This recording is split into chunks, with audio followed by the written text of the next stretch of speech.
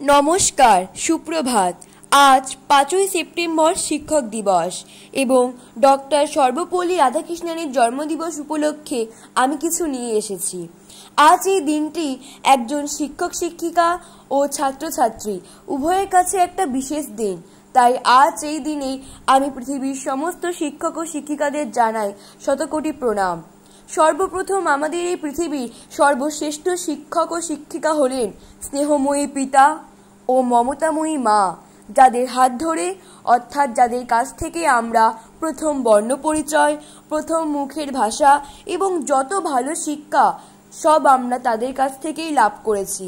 তাই আজকের এই বিশেষ দিনে পৃথিবীর সকল পিতা ও মাকে জানায় শতকোটি প্রণাম। এই দিনটি একজন রাজনীতিবিদ, বিচক্ষণ, দার্শনিক এবং সর্বোপরি একজন মহান শিক্ষকের কথা সবসময় আমাদের স্মরণ করিয়ে দেন। তিনি হলেন ভারতের প্রথম উপরাষ্ট্রপতি ও দ্বিতীয় রাষ্ট্রপতি ডক্টর সর্বপল্লী রাধাকৃষ্ণন। আজকের এই দিনে তামিলনাড়ুর এক দরিদ্র ব্রাহ্মণ পরিবারে 1888 সালে জন্মগ্রহণ করেন তিনি। 1962 সালে রাষ্ট্রপতি হওয়ার পর ওনার শিক্ষার্থীরা ও বন্ধুরা 5ই সেপ্টেম্বর তার জন্মদিন পালন করতে চেয়েছিলেন, কিন্তু তাতে তিনি সম্মতি না দিয়ে বলেছিলেন যে 5ই সেপ্টেম্বর তার জন্মদিনের পরিবর্তে যদি এই দিনটিকে শিক্ষক শিক্ষিকা দিবস হিসেবে পালন করা হয় তবে তিনি বেশি খুশি হবেন।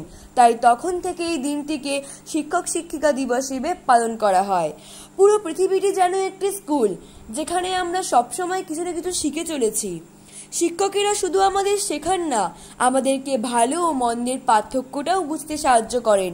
প্রকৃতপক্ষে শিক্ষক শিক্ষিকা দিবস উদযাপনের উদ্দেশ্য হল শিক্ষক শিক্ষিকাদের সঙ্গে শিক্ষার্থীদের পারস্পরিক স্নেহের বন্ধনকে আরও দৃঢ় করে তোলা।